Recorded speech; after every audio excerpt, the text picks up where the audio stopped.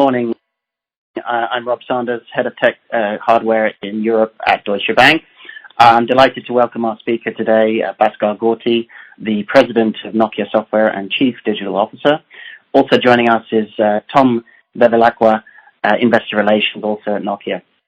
The format today of this session is going to be a Q&A, but of course, please do write in with your questions as we go along. We'll be happy to take those questions as we go along. But let me just welcome you, Bhaskar, and maybe as part of your response, maybe you could just start by explaining your role at Nokia and a bit about your background.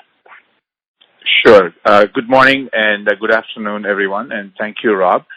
So as Rob said, I'm Bhaskar Gorti. I'm based in San Jose, California, and my role at Nokia is I'm the president of the Nokia software business, which is reported now for the last 6 quarters as an independent segment. Also, I'm the chief digital officer, where Nokia is my own customer, where I manage the IT and the digitalization of Nokia to serve our customers. My background, I've been in the Valley for a couple of decades, primarily from the software industry. I've been in the telecom software for the last 15 plus years. And prior to this, I was with another large software house for a decade, building the software business there. And also have had the opportunity to work for small emerging companies. So that's my background, Rob, and the team. That's great. And so you mentioned Nokia Software as a separate reportable unit segment, unlike your peers. I mean, I'd be interested to sort of know what was the reasoning behind moving to a separate reporting, but also for those that are not experts, maybe you can just explain what types of software you sell and how it is that what you do is how is that different to how is the software that you do different to the software or potentially adjacent to the software that you find alongside radio hardware? Sure. So if you look at Nokia, we are primarily in our networks business, which is our mobile access, fixed access, IP routing, and optical. So we provide that as a networks business. Then we, of course, have our Nokia technology and patent licensing. And my business is the Nokia standalone software business. And we've been building the standalone business for now a little over 5 years. So if you look at the telecom market, outside of the access infrastructure, there is a large market which is defined as telecom software market. And what are things that go into it? Digital infrastructure, network automation and orchestration, automated assurance, monetization and charging platforms, service design and orchestration, customer engagement, CRM, and also artificial intelligence and analytics. So that's the telecom software market.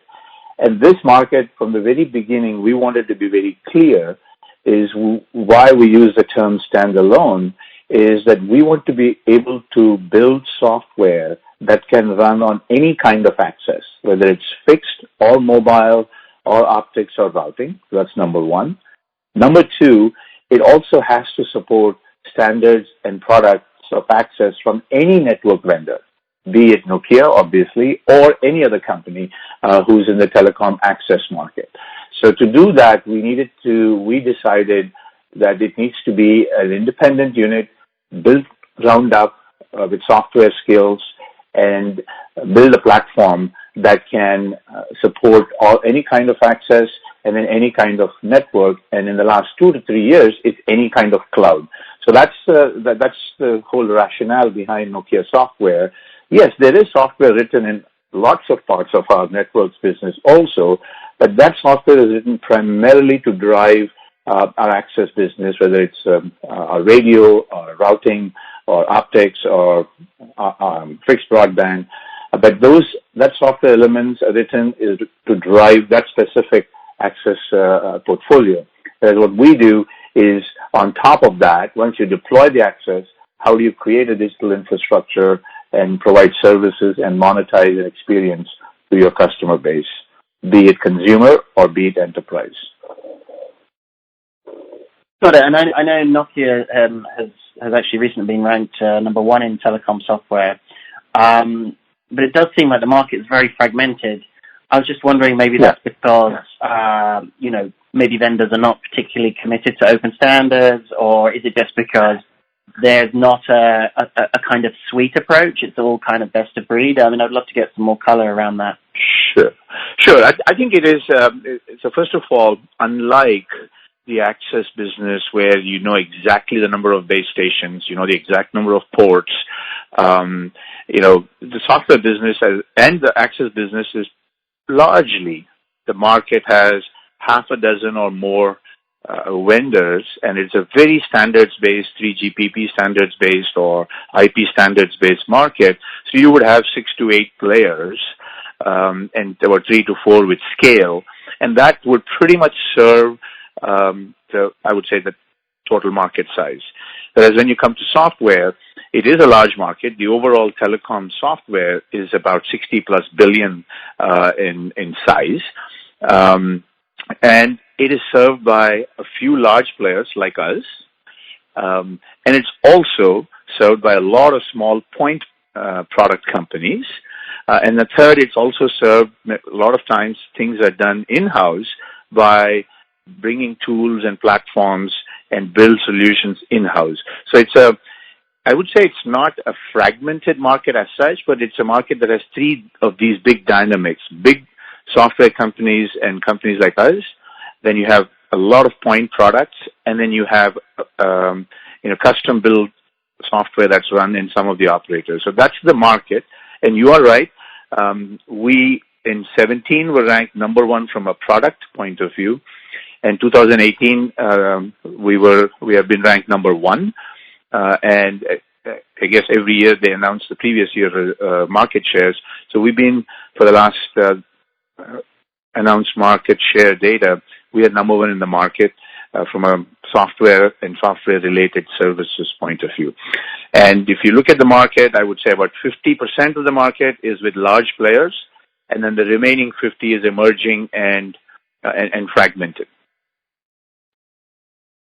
Got it. And when you compete, I'm just thinking of the more sort of advanced operators like AT&T. I just think about, when they did, for example, the ONAP project, it seemed like they tried to encourage fragmentation in the sense that they could say, okay, here are these 16 network functions, you can only compete for 4, so take your pick. So that seems to have been a strategy from the operators. But is there a particular area like orchestration or something that you think is kind of a way in to really cross-selling from one point to another, or is there a trend towards more suite approaches, for example? Yeah, so I think the way I look at it, we've been very closely involved with AT&T and other operators who have these initiatives, whether it's, ONAP or, there have been quite a few of these. We don't see that as an intention to fragment. We see that as an intention to go away from customized monolithic black boxes.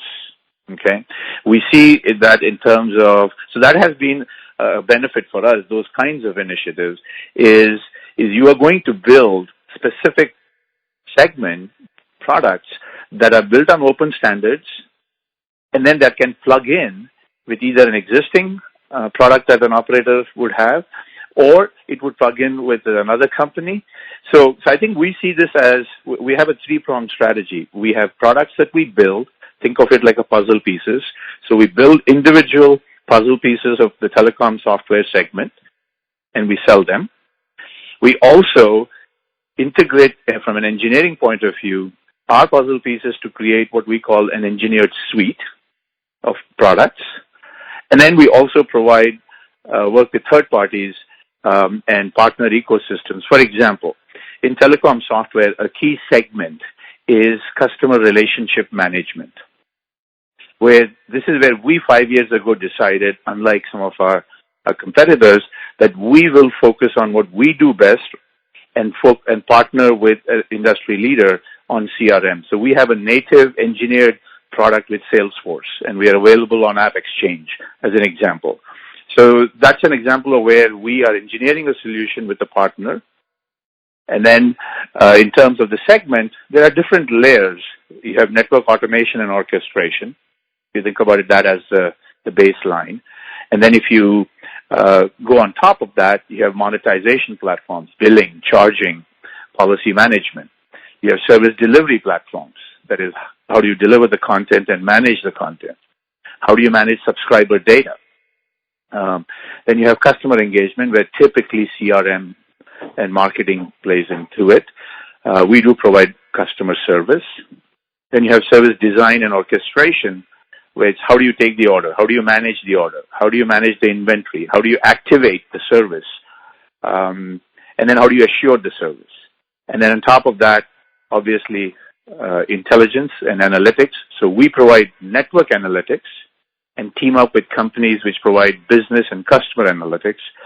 And the most emerging market in the last 3-4 years is digital infrastructure, which is cloud and FBI or network functions and SDN. Got it. And how much of the business? Operators are notoriously, with a few exceptions, they're notoriously slow. Some of them are working off billing systems from 15 years ago, for example, today. How much of that market today is kind of legacy on, for example, specific hardware, and how much of the market is now hardware agnostic and open and truly open, would you say? Yes, I think I would say today in 2020, majority of it is no longer the old black box, legacy systems. Yes, you may have that still in what I would call sunsetting parts of your network, whether it's 2G or 3G as an example in mobile. But in most of the 4G, LTE, 5G business services, I think those are getting modernized over the last couple of years at a rapid pace. And of course, 5G, which is going to be hugely driven with network slicing and automation and new services beyond the traditional voice, data, and content, will have to be done on the software layer. So I think the adoption is increasing at an alarming rate. Now, if you think about, a lot of systems, and we usually look at it, we have defined this and we published it also. You have solutions that run what I call on bare metal, i.e. the hardware, everything is, monolithic. I think I would say that's a smaller piece now in the telecom software. A huge chunk of it is that software is now running on a virtualized environment. Now so then you go into an x86, generic x86 server and storage, but it's running on a VM environment. So the third step after that, many are doing is what we call cloud ready, where you're now moving from just a VM, and you're now moving into containers, microservices, starting to run on any cloud. And then the final one is cloud native, where it's completely rewritten from scratch with microservices, can run on any infrastructure, whether it's your private cloud, whether it's any public cloud. So I would say these are the 4 stages, and now I think pretty much every customer we have, the conversations are, how do I deploy cloud native? Because I want the speed. I want to be able to bring innovation in weeks and months rather than in years. So like we have customers now, in the past, they would upgrade once a year or once every 1.5 years. Now they're talking about, a target goal of minimum upgrades and new features every 90 days. Got it. And how does, when you think about your addressable market, do you have any idea of how fast this market can grow over the medium term, and how much is 5G a driver of that growth as you think about it today? Yeah, so if you think about, definitely 5G is a growth factor. Industrial automation and enterprise digitization is another growth factor, where 4G LTE is still a primary driver, and I think here is where we are finding a lot of business and opportunity for us growing. 5G is definitely an accelerator, no doubt, because that's not so much the 5G standard so much, but it's about the ability to start modernizing and using this as an opportunity to move away from, bare metal black box systems into a lot more horizontal platform-based approach to the market. So we are definitely seeing a lot of growth in our network automation, our orchestration products, our digital infrastructure. How do you design? How do you orchestrate? How do you create a network slice on demand? Both create, provision, monitor the usage, charge for it, and then retire. So that's what I would say. And then the second area, which of course these days I think has changed, is the security. And endpoint security has dramatically increased the need to start natively looking at how do you build a secure platform to start with and not have security as a bolt-on on top of it. Got it. And just in terms of the engagement model with these operators, how much is to the sort of CTO organization and how much is to the CIO organization, or is that partition kind of a bit redundant? And how do services companies and consultants play a role in your go-to-market? Yeah, so I think I wouldn't say it is redundant, but I see most modern operators, and actually more and more and more, the network and IT are blurring now, because it's no longer two separate organizations. One builds and throws over the wall. I think in many places even they have organizationally come together under one person. So the CTIO function is becoming a lot more important. Now, of course, there are IT parts of what I would say ERP and HR systems. I'm not talking about that. I'm talking about your business support systems, your operational support systems, your customer service systems. That is getting closely connected. So, and this is where we like it, where we come from a Nokia software and Nokia point of view, is we can connect the network and the business as a glue. So I would say the CTIO function is definitely happening pretty much everywhere. I rarely come across now a customer where it is loosely coupled. It's very tightly coupled, if not all the way under one organization. So, and then we are seeing a big need today as decision players from the chief customer care officer of the company, and also more and more the side of the operator that's focused on enterprise customers beyond access. How do you provide private wireless? How do you provide network slicing? How do you move towards industrial automation? So I would, at this point, it's 50-50 to a pure network function versus a pure IT organization. And the way we look at this, Rob, is, it's like a Venn diagram where you have on the network side scale, performance, latency. So we have customers who use our products for hundreds of millions of subscribers.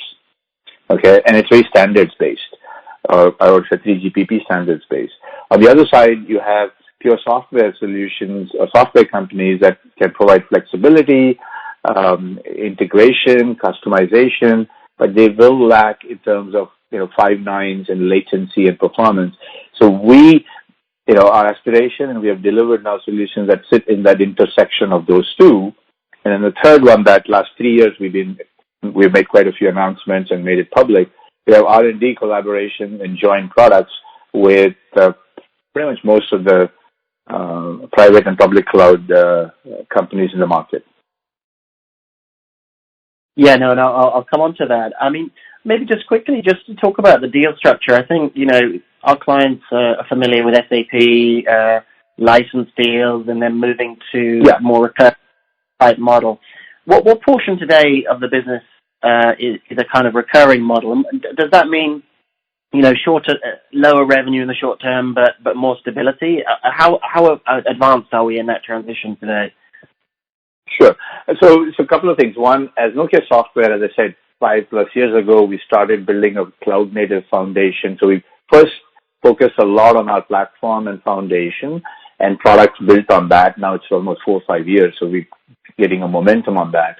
The other thing we did 3 years ago, Rob, which was very important, which I've learned in my career from the past, is we need to have a very dedicated go-to-market and customer engagement model.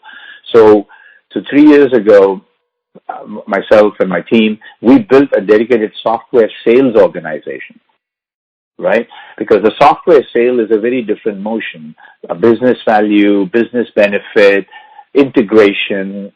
So we built a software sales force that directly reports to me. So we have that expertise, and we have hired these people, from software industry in the market. So so our deal structures it's a combination, and it is transitioning. Obviously, a large chunk of our business today in the telecom market is on-prem perpetual. We do about a third of it is recurring, I would say, for our business today. And that is slowly moving to, I would say, in a two-step process, depending on the sub-segment. One of the key things that's moving is how do you move that one-time license plus professional services and annual maintenance and enhancements to what we call software subscription services. So we are doing a lot of those subscription services, SRS we call it, or subscription deals, but the system is still on-prem. Let me put it that way, yeah? The third new emerging area, because especially unlike HR, unlike Salesforce, or unlike some other functions, there is data residency rules, there are regulatory rules, there are latency rules. So the migration to a pure SaaS off-prem cloud is at early stages of the market, but it is picking up momentum very, very fast. So I would say look at it in three buckets: perpetual and current way of doing things, where we do a third of it is recurring. Things are moving rapidly to a subscription model, 3 years, 5 years, and then a SaaS model. So yes, financially, but there would be some change in a quarterly profile, but we are looking at these 3-5 year deals of subscription or more. So I don't see that as a huge difference. If anything, we want to accelerate that because that increases predictability, that ties us much, much closer to the success of the customer. So yeah, coming from the software world, doing subscription and SaaS is very, very familiar to us. Great. And maybe I should just let listeners know that they can ask a question. Please feel free. We've got a few. Just before I take one of the questions on the web, maybe just talk about the competitive environment. I think U.S. investors will be familiar with Amdocs. They'll be familiar with Ericsson. And there's a lot of these startup type companies that have recently been swallowed up by some of the giants, like Microsoft has just bought a couple of big small players, but for big ticket. So yeah, I'd love to get a feel for who you see and deal most commonly. Does it vary by geography, etc.? Yeah, so I think we see our competitors in three categories. Definitely we have what I would call companies that are coming from the network side, like an Ericsson or Huawei or other players. Definitely we see them.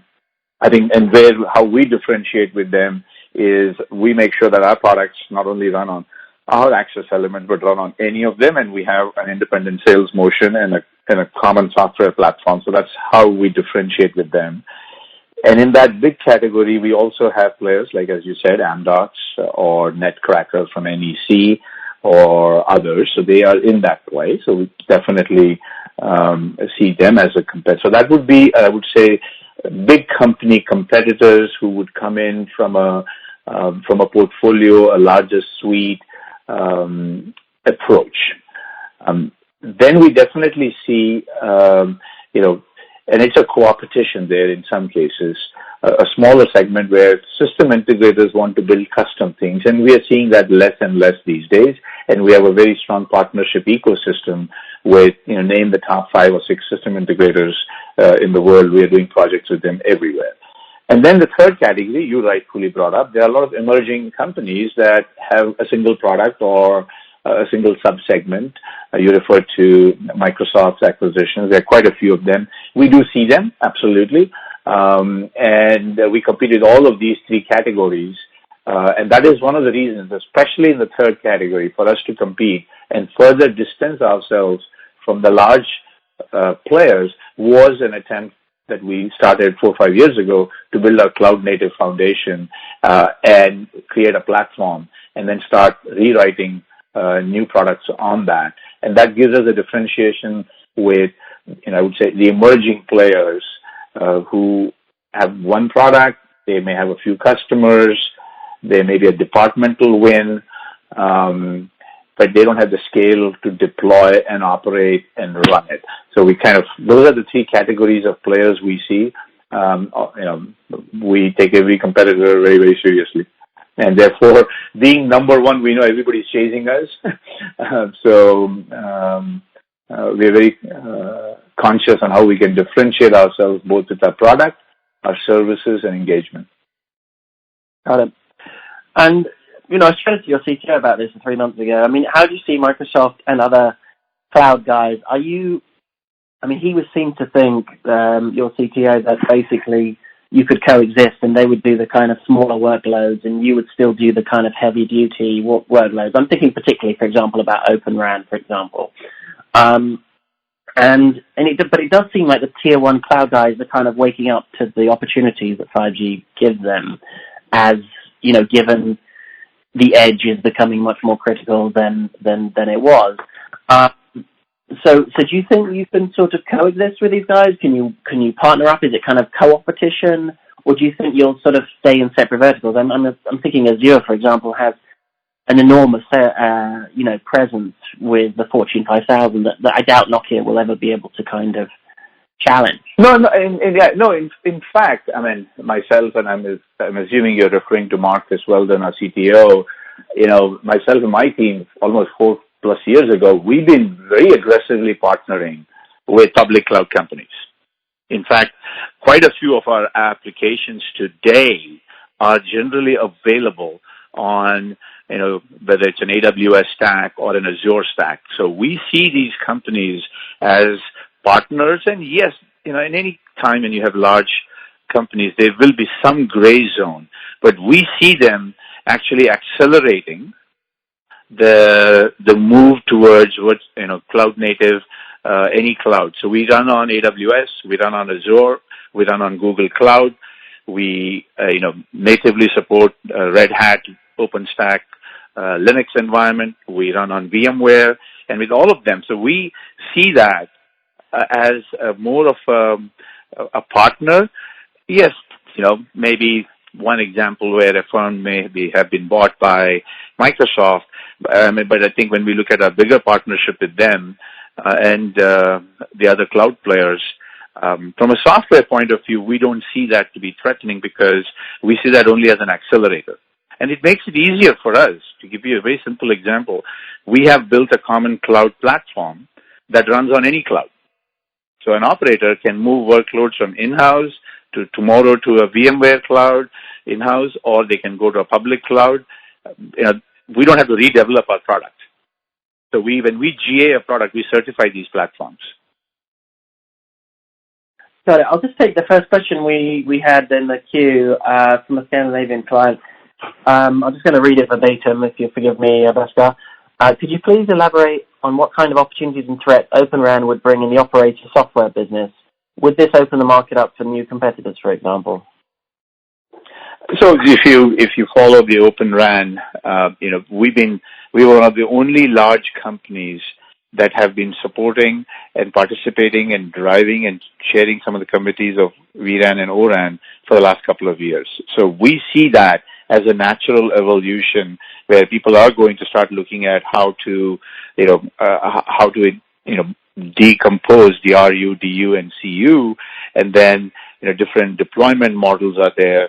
So we don't see that as a threat. We see that as a natural evolution of things moving there. So we've been in that from the very beginning in terms of driving, and what we bring is not just the software standards, but also how do you deploy and scale these at massive, how do you provide an entire country coverage with ORAN? So, unlike some of the other large radio players, we've been a supporter, and we see this as an acceleration towards better economics for both sides and faster agility. So we don't see that. If you think about our most recent announcement today that we made, that I think, Rob, you saw it, about, one of the operators in the U.S., Dish, they are going down a very novel approach towards access, and they wanted to make sure that they are at the same time being able to accelerate. So they picked Nokia as their entire 5G core, both our software and our services. So we coexist. We see that not as a threat, but as an accelerator and better economics on both sides. No, I think that was. We see that in Japan, in Rakuten. I've been with them for quite some time. We see that over there. We see many operators in Europe now are pushing, and especially, I think what is the exciting part about it is as these networks will move towards serving industrial automation, enterprises to bring information technology and their operational technology together. I think that is where standards-based, small footprint, quick deployment. Of course, there's a whole spectrum issue that people have to address that I don't focus on. But we see this as something that will help the industry. No, and I think the Dish deal is a great proof point that came in today. Maybe you could just discuss a bit about standalone 5G and 5G core. I don't know if you can size that business or anything, but obviously it seems like operators are very keen to get away from non-standalone to get to standalone. I think there's a lot of consumers there's a bit of a kind of, there's a lot of unhappiness out there with some of the 5G service today, particularly in the US. But what are you seeing from operators in terms of their appetite to move to standalone and really harness these new services in industrial, for example? Yeah, I think we're still at very early stages of 5G. Let's just be very clear. I mean, every one of these generations of wireless networks have been a marathon, and we are still in the first few miles of this 5G marathon. Okay, so leaving aside the marketing towards the consumer, I think networks are getting rolled out, services are getting rolled out, they're getting fine-tuned. So I think we're still in the early stages. So we see, both models are going to be there in the early stages. But this particular announcement we did is about a standalone because, it is, in this particular case, it's a greenfield operator, but in some operators, they will have a hybrid approach. So we see we're in the early stages of it. And then also on the enterprise side, you still don't have to wait yet for the 5G. 4G private LTE is a very rapid growing business. So we're at the early stages of it, I would say. I think always marketing is leans forward, but we have live networks of 5G now all over the world. In, of course, North America, Asia. So I think that is already happening. And these services will get fine-tuned and, experience will get better and better beyond just more bandwidth. Got it. Well, Bhaskar, I'm afraid we've run out of time. Sorry that we couldn't answer all the questions, but I really appreciate the time, and thank you, Tom, as well. And we'll hopefully speak to all the investors soon. And thanks a lot for joining. Thank you, Rob, and thanks for the time. Thanks, everyone. Thank you, Rob.